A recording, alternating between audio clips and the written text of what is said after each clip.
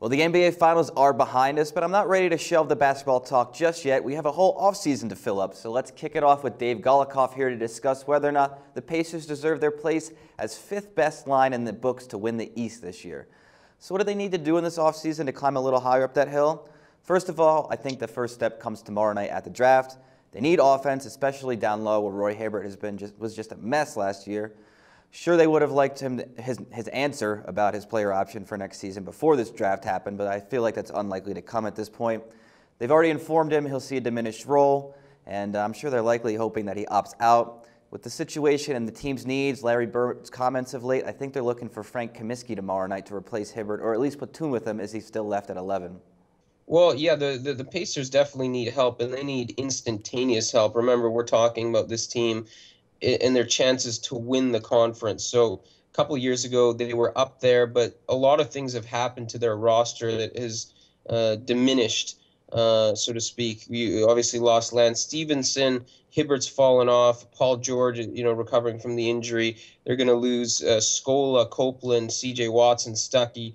They need help immediately. So if they're drafting any type of project, it's going to be hard to see this team win the conference. They need help right away. Yeah, I agree, and I do think that Kaminsky's ready to slot right in and play right now. But hey, the good news is, like you mentioned, Paul George, he's got a whole offseason to heal up and rest. Now, I realize he did play a little bit at the end of last year, but I think it's very important, especially the mental aspect of coming back from such an injury. Remember, Derrick Rose took so long to get back from one of his previous knee injuries, just he couldn't get his head back in the game. Now, if George can get back to his all-star form, and I fully expect him to do so, I think that will be the biggest factor in the Pacers' upcoming success. Yeah, remember we're talking about Pacers and their chances to win the conference. So if they're going to be in that conversation, George needs to be an MVP, not even just all-star good, but like MVP good. That's what he was before the injury. He, averaging 21.7 points, 6.8 rebounds, 3.5 assists, 2.3 threes, 1.9 steals, 5 free throws, and being one of the best defenders in the NBA. So George has got to be that again, because this team, again, the roster is diminished. They need more from him if they're to even be in the conversation to win the conference. Absolutely. So then what are we left with? We got George Hill, C.J. Miles, hopefully for them David West, and a bunch of bench warmers. Not quite enough to fill out a whole team. If West declines his option, I see the Pacers taking a long look at a Paul Millsap or maybe a Tyson Chandler.